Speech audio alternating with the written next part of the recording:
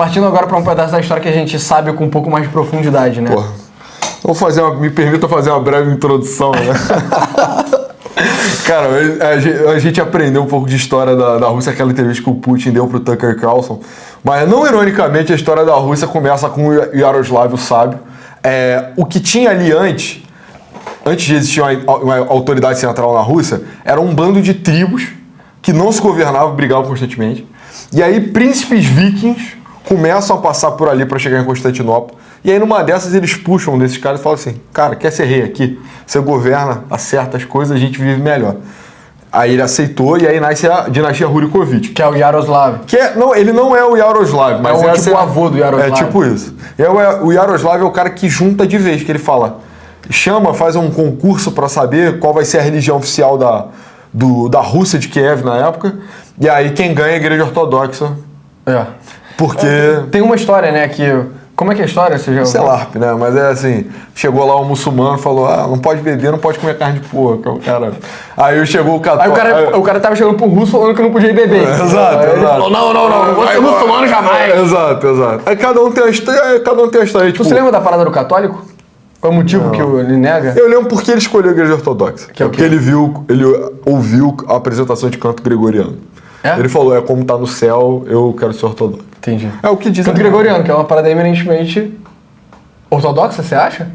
Não, tem no Ocidente também, mas... enfim. A missa ortodoxa é cantada. Quem não sabe, saiba agora. É toda cantada, entendeu? Na época católica também era, provavelmente. Mas enfim, ele gostou mais do estilo de canto bizantino. Isso influenciou o canto russo e tal. E também o Império Bizantino era efetivamente um império na época, né? E eles oferecem casar a princesa bizantina com ele. Exato. Então ele fica tipo, o que o Papa tem para me oferecer? Nada, né? Não tem... Podia assim, se conectar mais com o Ocidente, enfim. Mas era estratégia também, enfim. É difícil dizer, mas enfim, a história conta que ele se apaixonou pelo canto gregoriano. Isso influencia o canto lírico na Rússia até hoje. Sabe, alguém deve ser autista o suficiente para ficar vendo vídeo de apresentação de cantor soviético. Você percebe que é mais grave, é mais aberto, isso é a influência do canto bizantino. Enfim, aí o Yaroslav faz essa união cultural, os mongóis chegam, varrem todos esses povos eslavos, escravizam os eslavos, provavelmente depois dos iranianos, persas, são o povo que mais sofre na mão dos mongóis, né? Dos mongóis, com certeza, sim. Isso também tá naquele filme Andrei Rublev que eu falei na parte do Império Mongol. Mas, eventualmente, assim, o Império Mongol também começa a declinar, rola uma degeneração dos grupos, ele se reparte, né? Ele se torna um negócio de 4 partes, aí essa Horda Dourada bate de frente com o Grão-Ducado de Moscou. Está extremamente nerd de aprofundar, mas tudo bem. Que é o rei, o Ivan o Terrível, entendeu? Que é o cara famoso, matou o próprio filho. É o cara que também virou o Tsar of all Russia, né? O cara, tem uma pintura irada dele. Várias pinturas iradas. A gente botou no vídeo também o Tsar. Ivan o Terrível, que era um cara dito assim, severo, quase louco, um cara que tinha...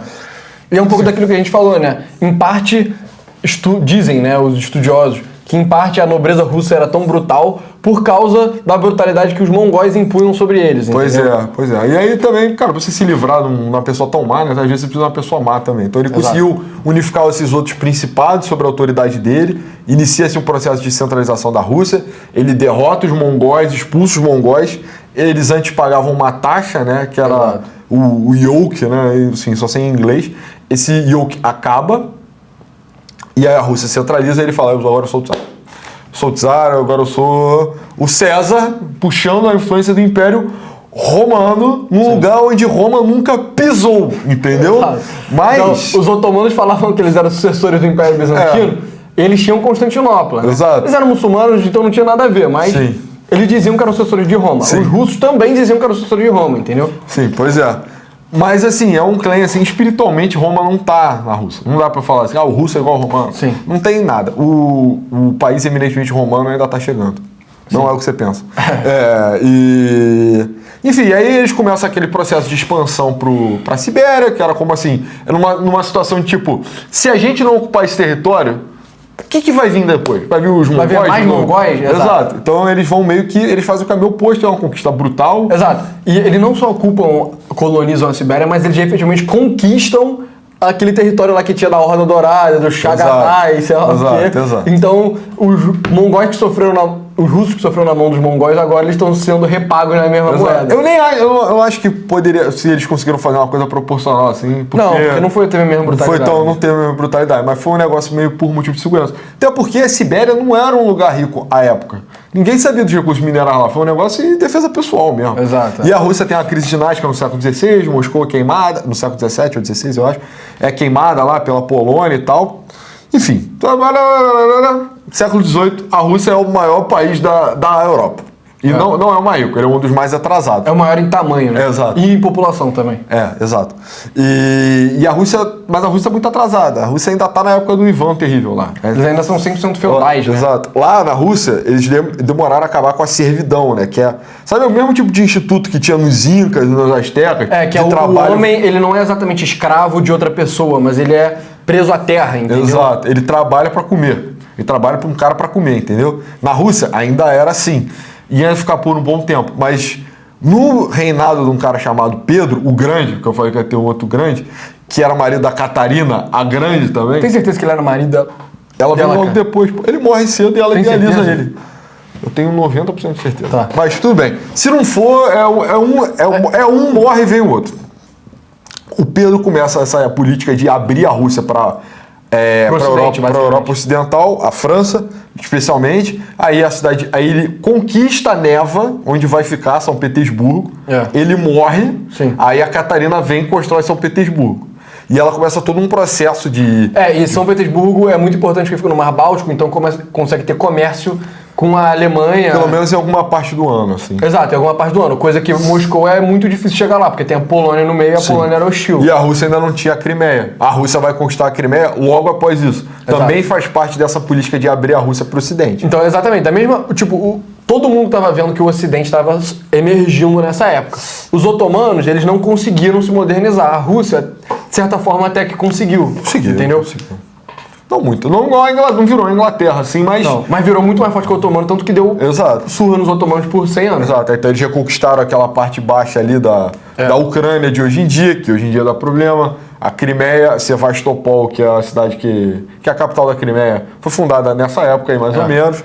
E uma coisa que é interessante também é que em uma das guerras da Rússia contra o Império Otomano, no Tratado de Paz estava escrito que a Rússia ia ser o país protetor de todos os cristãos no Império Muçulmano, no Império Otomano, entendeu? Então, se tivesse qualquer desrespeito aos direitos dos cristãos do Império Otomano, a Rússia podia se declarar, tipo, cara, eu vou proteger eles e invadir, entendeu?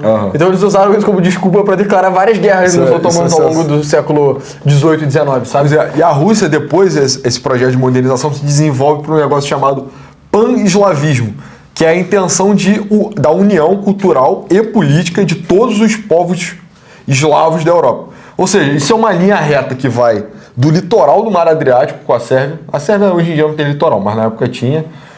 E aí passa ali República Tcheca, Polônia e vai até Moscou e Bielorrússia. Exato. E aí a Sibéria também, que é a Rússia, né? Exato. Então os russos estavam tentando implantar isso de qualquer jeito.